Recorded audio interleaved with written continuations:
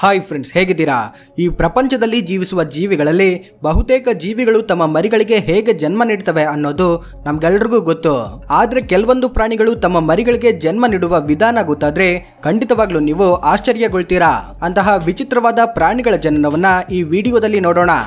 ಸುರೇನಂ ಟೋಟಾ, ಇದನ್ನ ಪೀಪಾ ಪೀಪಾ ಅಂತಾನು ಕರೀತಾರೆ. ಇದು ನೋಡೋದಕ್ಕೆ ಕಪ್ಪೆಯಂತೆ ಕಾಣಿಸಿದ್ರು ಕೂಡ ಇದು ಕಪ್ಪೆಯಲ್ಲ. ಈ ಸುರೇನಂ ಟೋಟಾ ಮರಿಗಳಿಗೆ ಜನ್ಮ ನೀಡುವ ವಿಧಾನ ಮಾತ್ರ ನಿಮ್ಮನ್ನ ಆಶ್ಚರ್ಯಗೊಳಿಸುತ್ತೆ.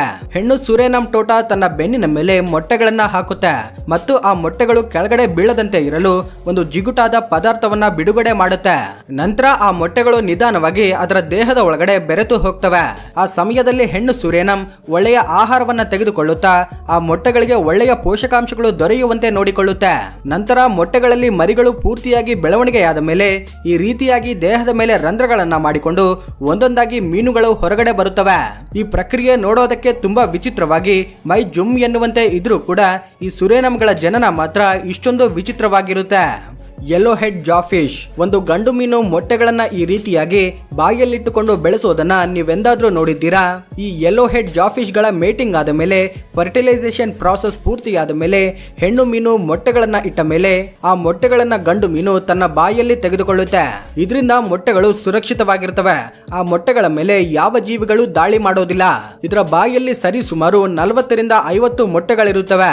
ಇಲ್ಲಿ ಆಶ್ಚರ್ಯಗೊಳಿಸುವ ಮತ್ತೊಂದು ವಿಷಯ ಏನಂದ್ರೆ, ಆ ಮೊಟ್ಟೆಗಳಲ್ಲಿ ಮರಿಗಳು ಪೂರ್ತಿಯಾಗಿ ಬೆಳವಣಿಗೆ ಆಗೋವರೆಗೂ ಕೂಡ ಈ ಗಂಡು ಮೀನು ಏನನ್ನೂ ತಿನ್ನೋದಿಲ್ಲ ಮತ್ತು ಆಗಾಗ ಇದು ತನ್ನ ಮರಿಗಳು ಚೆನ್ನಾಗಿವೆಯಾ ಇಲ್ವಾ ಅನ್ನೋದನ್ನ ಮೊಟ್ಟೆಗಳನ್ನ ಹೊರಗಡೆ ಬಿಟ್ಟು ಚೆಕ್ ಮಾಡ್ತಾ ಇರುತ್ತೆ. ಅವು ಚೆನ್ನಾಗಿವೆ ಅಂತ ಗೊತ್ತಾದಾಗ ಮರಳಿ ಅವುಗಳನ್ನ ಬಾಯಲ್ಲಿ ತೆಗೆದುಕೊಳ್ಳುತ್ತೆ. ಮೊಟ್ಟೆಗಳಿಂದ ಮೀನುಗಳು ಹೊರಗಡೆ ಬರೋದಕ್ಕೆ 2 ವಾರಗಳ ಸಮಯ ಹಿಡಿಯುತ್ತೆ. ಅಲ್ಲಿಯವರೆಗೂ ಈ ಗಂಡು ಮೀನು ಏನನ್ನೂ ತಿನ್ನೋದಿಲ್ಲ. ಆದ್ರೆ ಇದರ ಡ್ಯೂಟಿ ಇಲ್ಲಿಗೇನೆ ಮುಗಿಯೋದಿಲ್ಲ. ಈ ಮರಿ ಮೀನುಗಳು ತಮ್ಮಷ್ಟಕ್ಕೆ ತಾವೇ ತಿನ್ನೋವರೆಗೂ ಈ ಗಂಡು ಮೀನು ತನ್ನ ಬಾಯಿಂದ ಅವುಗಳಿಗೆ ಆಹಾರವನ್ನ ತಿನ್ನಿಸುತ್ತೆ. ಆ ಮರಿ ಮೀನುಗಳು ಪೂರ್ತಿಯಾಗಿ ಬದುಕುವುದನ್ನ ಕಲಿತ ಮೇಲೆ ಅವುಗಳನ್ನ ಸ್ವತಂತ್ರವಾಗಿ ಬಿಡುತ್ತೆ. ಸ್ಕಾರ್ಪಿಯನ್ಸ್ ಅಂದ್ರೆ ಚೇಳುಗಳು. ಚೇಳುಗಳ ಮರಿಗಳನ್ನ ಹಲವಾರು ಜನರು ನೋಡಿರೋದಿಲ್ಲ. ಯಾಕಂದ್ರೆ ಇವುಗಳ ತಾಯಿ ಆ ಮರಿಗಳಿಗೆ ಸ್ವಂತವಾಗಿ ಆಹಾರವನ್ನ ಸಂಪಾದಿಸುವ ಶಕ್ತಿ ಬರೋವರೆಗೂ ಅವುಗಳನ್ನ ಎಲ್ಲಿಯೂ ತಪ್ಪಿಸಿಕೊಳ್ಳದಂತೆ ಹೀಗೆ ತನ್ನ ಬೆನ್ನಿನ ಮೇಲೇನೆ ಇರಿಸಿಕೊಳ್ಳುತ್ತೆ. ಆ ಚೇಳುಗಳು ಯಾವುದೇ ಬಣ್ಣದಲ್ಲಿದ್ರೂ ಕೂಡ, ಅಂದ್ರೆ ಕೆಲ ಚೇಳುಗಳು ಕಪ್ಪು ಬಣ್ಣದಲ್ಲಿ ಅಥವಾ ಕಂದು ಬಣ್ಣದಲ್ಲಿ ಇದ್ರೂ ಕೂಡ ಅವುಗಳಿಗೆ ಹುಟ್ಟುವ ಮರಿಗಳು ಮಾತ್ರ ಇಷ್ಟು ಬಿಳುಪಾಗಿರ್ತವೆ. ನಂತರ ಆ ಮರಿಗಳು ಬೆಳೀತಾ ಬೆಳೀತಾ ತಮ್ಮ ಒರಿಜಿನಲ್ ಕಲರ್ನ ಪಡೆದುಕೊಳ್ಳುತ್ತವೆ.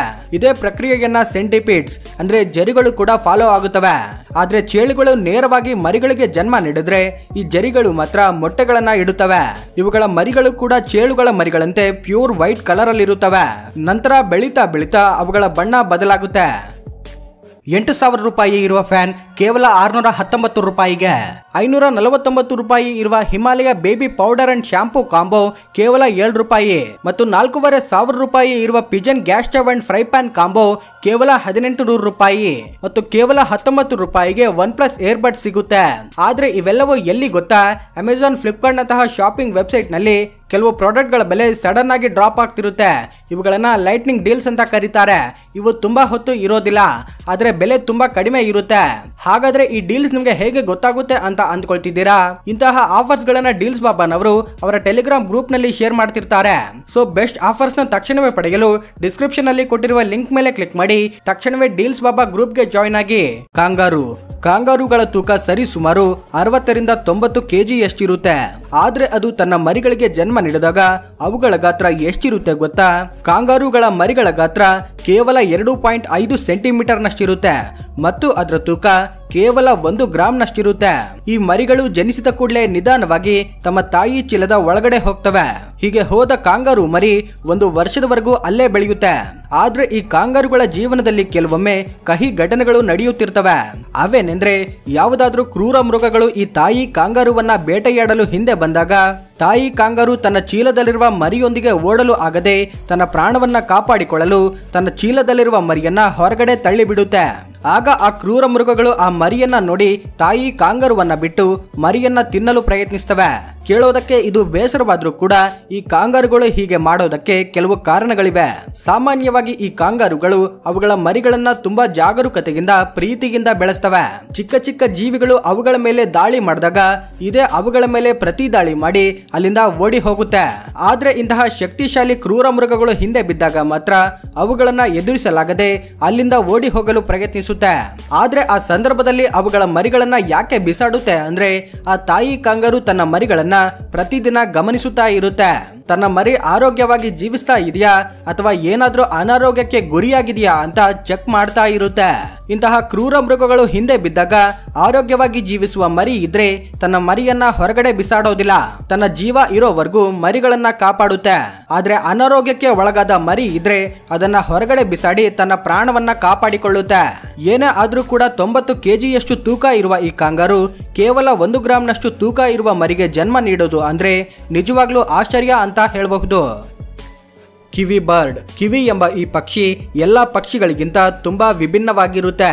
ಯಾಕಂದ್ರೆ ಇದಕ್ಕೆ ರೆಕ್ಕೆಗಳಿರೋದಿಲ್ಲ, ಬಾಲವಿರೋದಿಲ್ಲ. ಇದಕ್ಕಾಗಿ ಈ ಕಿವಿ ಪಕ್ಷಿ ಹಾರೋದಿಲ್ಲ. ಈ ಪಕ್ಷಿಗಳು ನ್ಯೂಜಿಲೆಂಡ್ ಅಲ್ಲಿ ಕಾಣಿಸುತ್ತವೆ. ಈ ಪಕ್ಷಿ ನ್ಯೂಜಿಲೆಂಡ್ ನ ರಾಷ್ಟ್ರೀಯ ಪಕ್ಷಿಯಾಗಿದೆ. ಈ ಪಕ್ಷಿಗಳು ಮರಿಗಳಿಗೆ ಜನ್ಮ ನೀಡುವ ಪ್ರಕ್ರಿಯೆ ಅಸಾಧಾರಣವಾಗಿರುತ್ತೆ. ಈ ಪಕ್ಷಿಯ ಹೊಟ್ಟೆಯಲ್ಲಿ ಮರಿಗಳಿದ್ದಾಗ ಈ ಪಕ್ಷಿ ಕೆಲ ವಾರಗಳವರೆಗೂ ಏನನ್ನು ತಿನ್ನದೆ ಕುಡಿಯದೇ ಇರುತ್ತೆ. ಆದ್ರೆ ಹೀಗೆ ಯಾಕೆ ಮಾಡುತ್ತೆ ಅಂದ್ರೆ ತುಂಬಾ ವಾರಗಳವರೆಗೂ ಆಹಾರ ತಿನ್ನದೇ ಇರೋದ್ರಿಂದ ಇದು ತನ್ನ ದೇಹದಿಂದ ಬರುವ ವಾಸನೆಯನ್ನ ಕಡಿಮೆ ಮಾಡಿಕೊಳ್ಳುತ್ತೆ.